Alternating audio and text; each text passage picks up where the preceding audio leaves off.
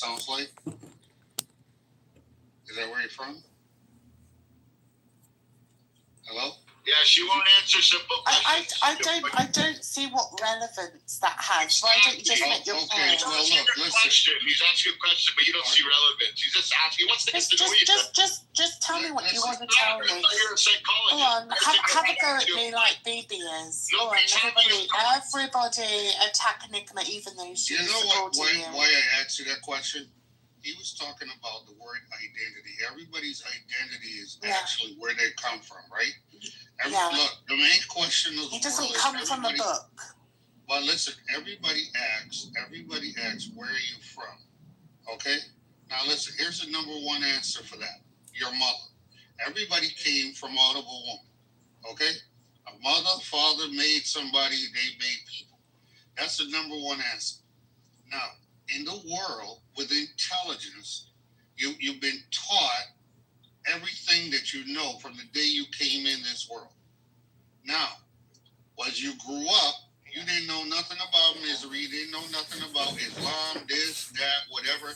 Then you're taught about all this stuff and then come to an understanding and making a decision which channel you're going to go and where you're going to be in your life. Now, we in this world got a yes or a no to every question. Every question then has a resolution. So, here it is. Like Bibi was saying, the word hate is a very destructive word. But if people are looking for peace, why not? I want peace. That's what I want. Good. So this is what I always tell a lot of people all over the world. Now, you ask for not just peace, you want world peace. Now, how? Well, that is never going to happen. It's never going to happen while humans are in charge. You see, the first thing you're going off negative. This is never going to happen. No, it wouldn't ever happen. Listen, you got to stop. It won't. I wish it would. I hate this. He's going to interrupt you, Enigma. Please mute up. Listen, right? Everybody wants what is called world peace. Yeah, now, absolutely. So, could you mute your mic, please? Thank you. Thank you very much.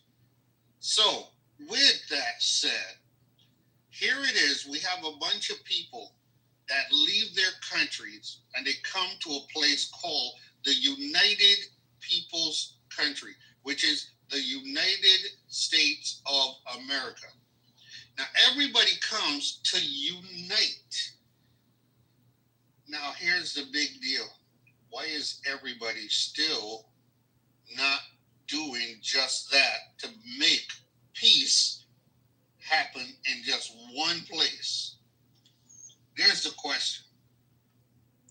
Maybe you should ask Bibi, because I would love peace. See that? Straight deflection. He asked you a question. I want peace. I want peace with you, even, Bibi. I want peace with you. Yeah, that's why you keep throwing me down.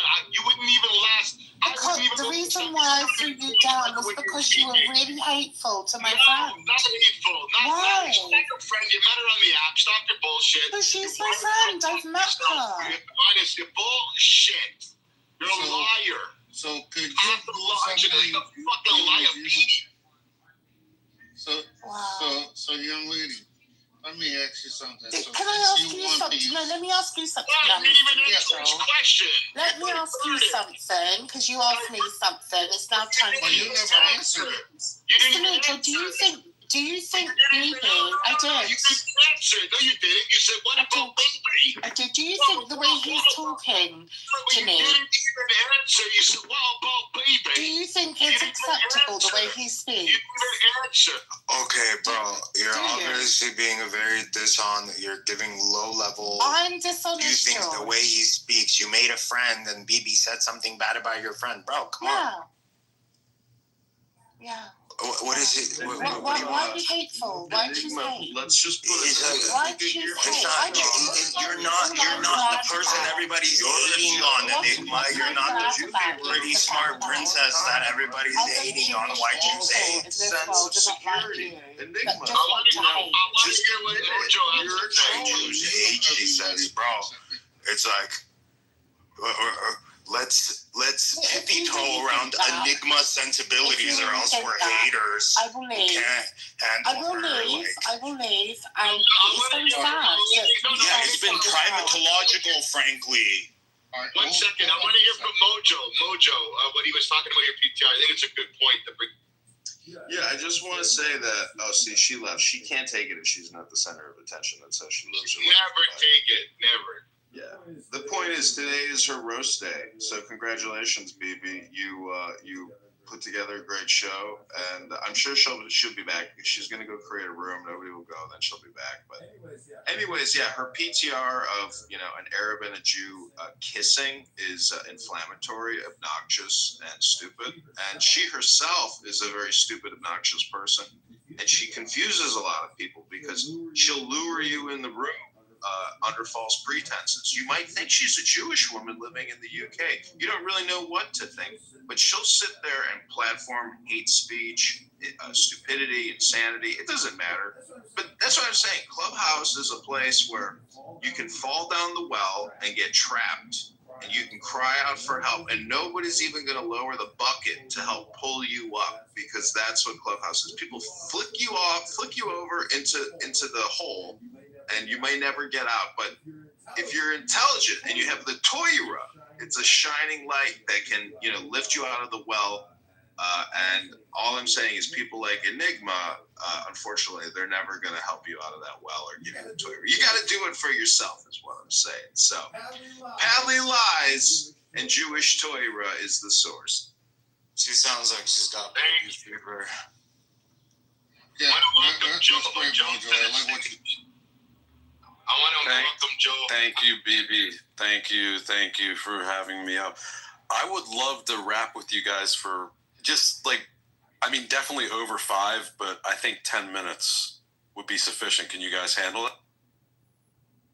You want to rap hip hop freestyle? Nah, son. Yeah, no, Oh, I am from the East Coast, but no, seriously, no, it is serious. It is serious. But that's just the lingo because I'm from outside of Philly. Represent mad Jews in Philly, New York City, East Coast. More Jews around here than in Israel. Seriously, it's all love. But for real, it is facts though. Right, give me 2 minutes anyway. I got to get back to work. BB Grace, thank you for allowing me to come in and It was absolutely a pleasure for all of us. Well, you see my T-shirt there. That's my motto. I'm trying to make that T-shirt become worldwide. It's my peace motto. Okay, be blessed, but not stressed. Be blessed because everybody wakes up every day. Have the greatest life that you got. So stop being miserable. Then the other thing is, remember you came into war with nothing. You leave with nothing. That's the easiest way to just detangle the whole world.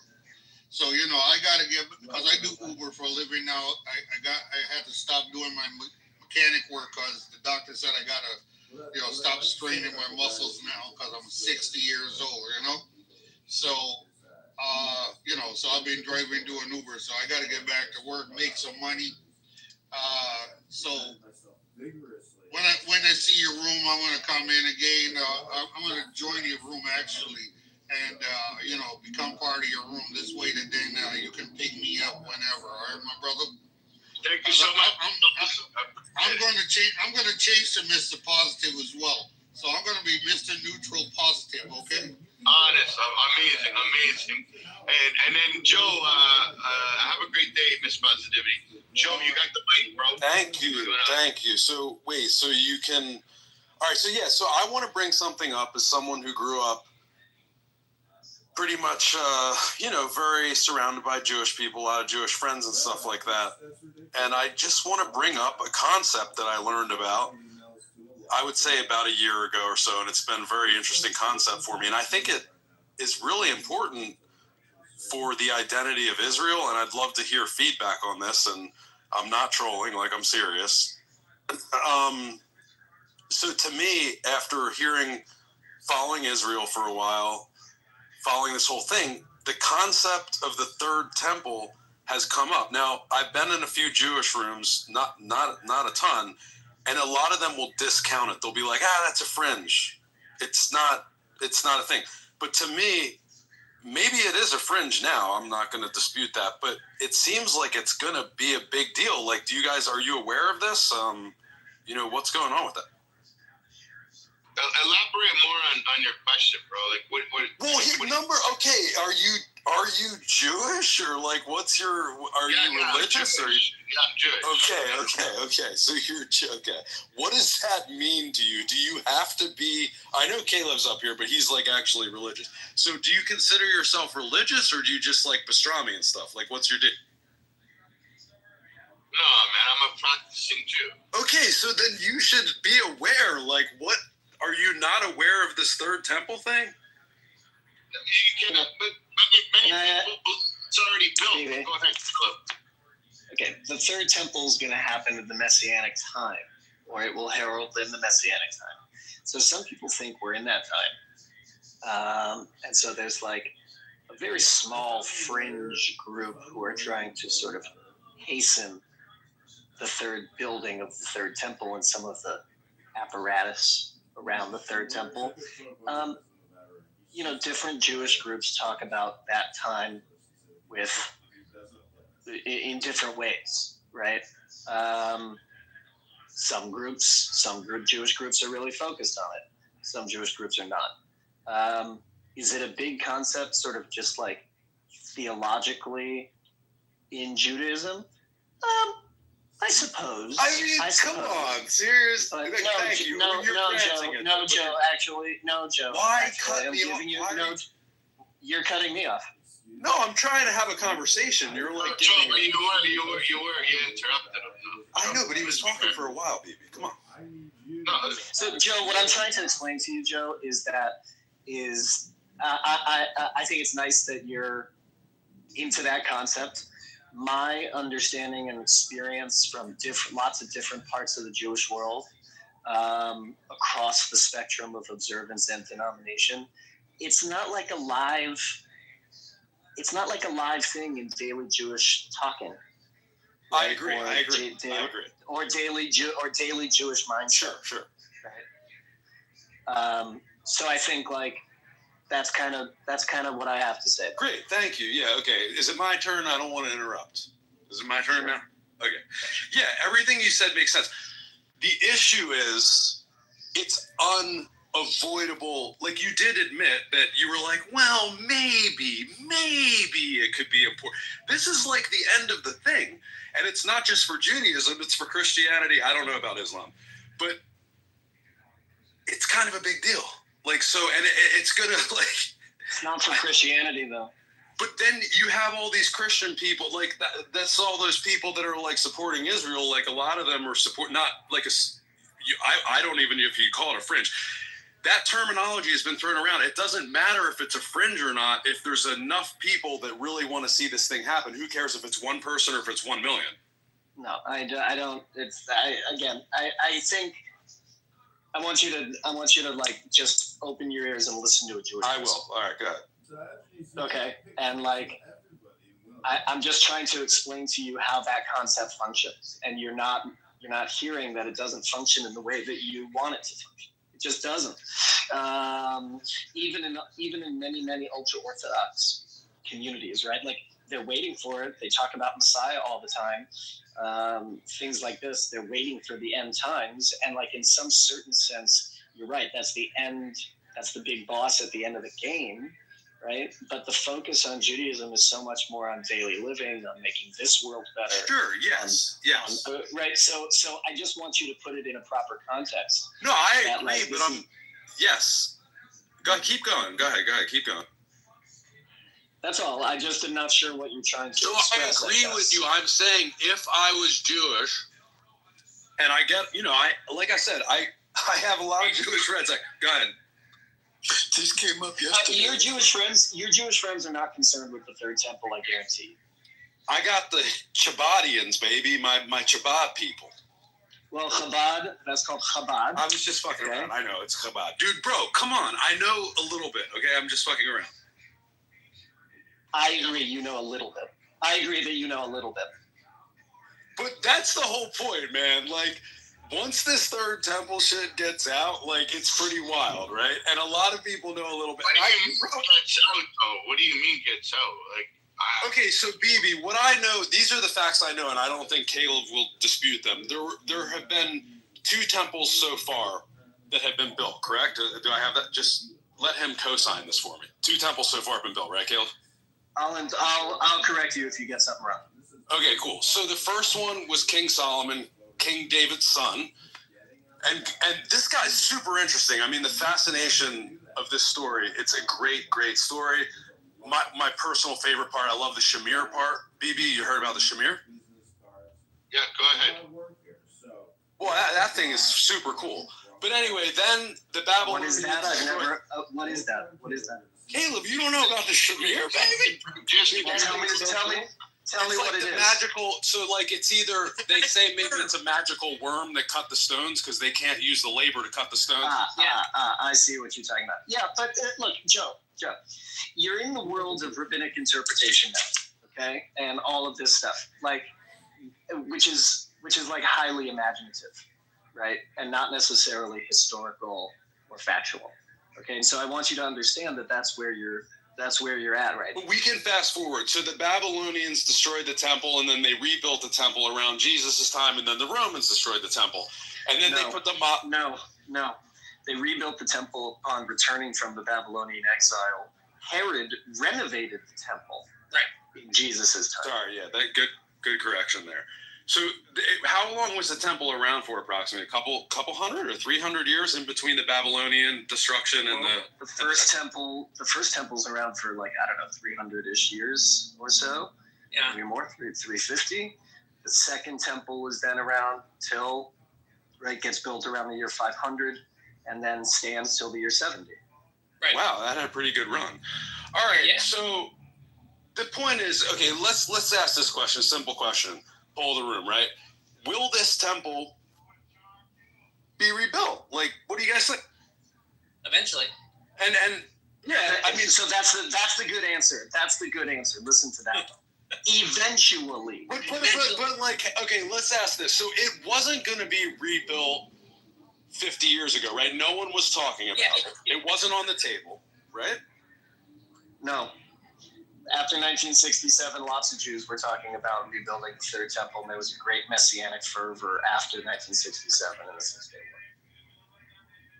War. But there's still that fervor. Like, they're still collecting and preparing for the situation in which they can build it. But they're following the rules the way they always do. They're waiting until the proper opportunity to move in and rebuild the temple again. Right, and that's, I think, the concept I want you to understand, Joe. It's a waiting game.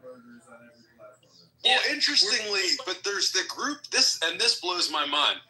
Is it true, correct me if I'm wrong, that the ultra-religious people actually believe that it's like being preformed and will just like drop down? Yes, 100%. They think it's going to drop from the sky, which, that's pretty fucking wild. But anyway. We've got satellites at this point. That's totally plausible. But I'll just say, to understand what it's like from anyone that's at that temple, it's like. Do they really believe that though? Do they really believe that? Hear me out. The Vatican is currently being used by the Catholics. They're worshiping their thing. Imagine a bunch of Protestants, Southern Baptists from America, with their tent and everything, and they want to build a mega church, or like the Mormons, and they're waiting at Vatican City and just stockpiling all of the building materials they'll need while across the river from Vatican City. That's the situation of the Jews in Jerusalem. Something like that, yeah. Right. Well, it's an interesting topic. I think it's at the core of this Israeli identity. I think that, here's a question. You don't think it is? Well, no, and I know it's not because I know enough is. I know it's not because I know Jewish religious identity than anything political. But again, I wouldn't say it's part of the identity. It's a theological. Yeah, correct. No, you're technically correct. But see, this is the thing. Can you separate who? Like, Yes, I mean, that's what I'm can saying. Israel That's what I'm be trying to say. Of course. 100%. Yes, I'm of saying course. that religiously, the Jews have trained themselves for millennia to patiently wait their third temple. They've trained them all to do that. In different states, that means different rights and abilities and capacities to get closer to building the temple. When you're in a Jewish state, in the land of Israel, in the geographic location of the temple, and you have voting rights, then the religion becomes relevant politically. But it is still in the end political, and the question is whether or not there's like political will in the democratic process of Israel to build the third temple, and absolutely not. No one wants to destroy their holy temple and relic, but we're very happy if it were to be gone and replaced with our third. We are eagerly waiting, like we always do. It works. Which is gonna happen on someone else's timetable and not ours, Yes. right? Like, right? That's again, right? It's a waiting game. God's gonna make it happen. Yeah, think of Jewish practice as a dream board for a nation of people to eventually build that building we had that one time and again. There's a joke they closed at a certain shadow. They took one of the residents and hired him to be the guard for the gate in case the Messiah comes. So he'll be able to tell everyone that the Mashiach came. So the person's asking him, how is this job? He goes, it's great. I've been here for months. It's steady work. Well, that's a very nice framing of it. I mean, I think, I forgot to mention that we're supposed to making it all nice. I mean, I would push back a little bit more, but I guess that was good. You guys did a No, good job. because you have to understand it's No, incredible. but will you allow me to like push back a little bit, or? Yeah, go ahead. Thank you. I appreciate it. Because I think you did it. That's all very plausible, rational, logical sounds, makes sense. However, if you get, you guys heard about this term zealot, right? Isn't that a Jewish origin thing? Yeah, that was a radical political movement of the group. Second Temple era. Like fucking crazy Jewish people named zealots, right? Yeah, 100%. It was a specific political group. So what happens It was a if you get specific another? political group in history, though. They don't exist anymore. Yeah. Right term is. Get to the bottom line. See, George is not liking this conversation. It's fine, George. No. Let's get to the bottom line, and then you could come back to where you are. George doesn't want to have this conversation, so I don't want to talk about it. No, I'm here. I'm here. I'm confused about it. Don't accuse me of trying to shut down conversations, please. Unfounded, primatologically. I'm here. Joe, I'll be here for 3 hours. There. Well, what's your overall point? If you please, you can get to the bottom line. Maybe I'm on the 10th minute. Come back. Or just keep going. Okay? Just keep going. Well, what's the Joe, what's your overall point? So, are we entertaining Joe, just leave it. Just leave it. Joe, or are we not doing it? No, Joe, just leave it. I'm just curious, right? I just want to understand what we're discussing. You just want to hear from Jews. Do you just want to hear from Jews how this all works, or do you have a certain other kind of thing that you're trying to explain? No, I mean, I think I know plenty of Jews. I talk to them about this, so I just want to get like an idea of. No, I think it's an interesting topic, and but I do think it cuts to the core of this at the end when more and more people find out about it. I think it's going to be kind of a big deal. I think. What do you mean find out about it? Wait, what do you mean, Joe? Joe, what do you mean find out about it? What do you mean find out about it? Hold on, BB's talking. I can't hear him.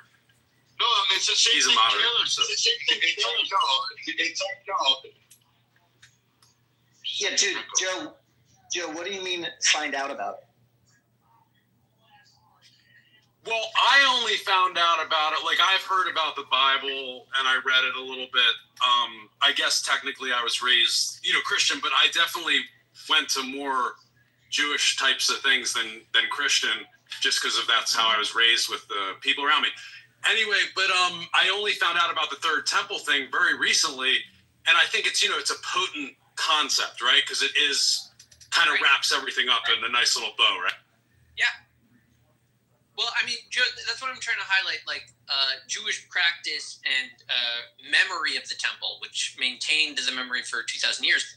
You know, from a political, democratic kind of perspective, we would say it's a party. It's a platform. They have a very particular goal in mind. They have a specific location, and then they develop their platform over the millennia while they're just anticipating it.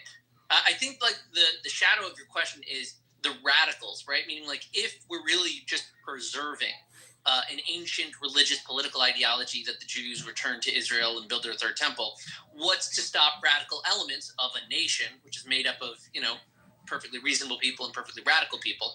What will it happen when that boils over? Surely there will be aggressive Jews that are trained and armed and know each other that can take the temple at a certain point. And you're right, we're already there. Like we could take it if we wanted to. And it seems that, you know, it's a question of the morality of the Jews, whether the Jews stick to the plan of simply holding to their religion of a peaceful resolution to the destruction of our temple the second time, or if some will lose their cool. You know, that's just sort of humanity.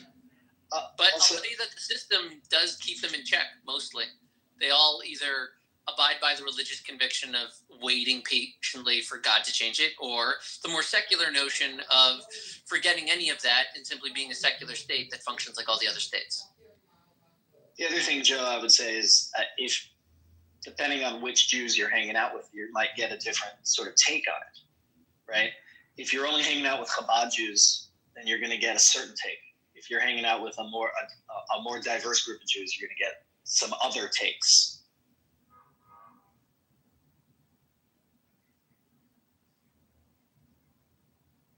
Makes sense, Joe? Yeah, I mean, look, Mick said that's very well articulated, reasonable talk. I guess for me, it's if I put myself in the position of a Jew, which is something that I do sometimes with my Jewish friends, to like, you know, mess with them a little bit. Everyone messes with their friends. So it's like, hey, what's going on with this third temple thing? Because do you think this is potentially, okay, here's a general question. Name the top 2 or 3 biggest problems that Israel faces. What do you guys think? Well, none of them have to do with, none of them will be solved, but it's like none of them have to do with the third temple. Yeah, I mean, I'm a religious Jew. My simple, pat, standard religious Jewish answer is repentance. The Jews are not following the Torah in the way that they should, and if they did, then we would be in the third temple age immediately. I like that answer. We generally, like, the religious, like, theology and philosophy puts it back into practice for good works. Like, oh, you don't have the third temple? You must suck. Maybe you should stop sucking so much and go build the third temple. Joe, I want to say something to you as a rabbi. You sound Jew curious. Get yourself a rabbi and start learning Judaism systematically. Okay, not just from your friends, not just from, you know, who you're just hanging out with, but you seem a little Jew curious. I would find an introduction to Judaism class or a book or something like that to really get some of this stuff straight. Well, the Chabad told me to become a Noahite. If I was you, I would hang out with other people than Chabad. That would be my recommendation. But I thought it was a little bit disrespectful because it's like, you know, and it was actually a friend, but he said that. But I was like, well, what's the end goal here? And he was like, well, you can't be a Jew. But he was like, the good news is you don't have to follow all of our rules. You only need to do like 12, I think, or no, or there's like a variation. Yeah, but Joe, again, you've walked into like a modern internal Jewish conversation that you know nothing about, but you're like an 8-year-old who walks into the middle of a movie. You have no context.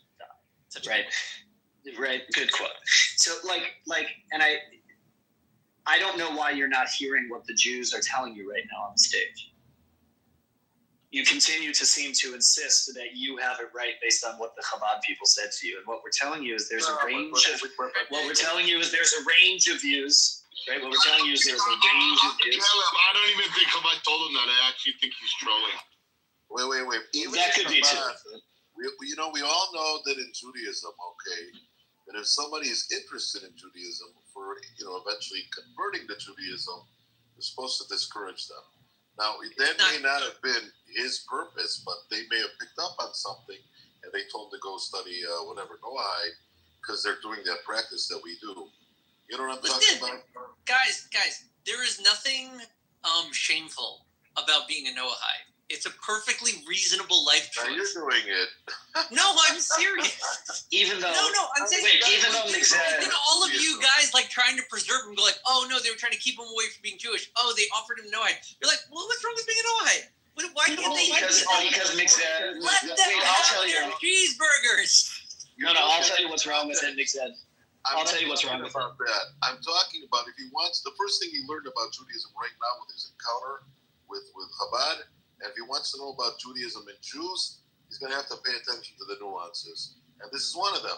This is his first exposure to what is something very important kind of conduct in Judaism when they approach strangers. This is what they do.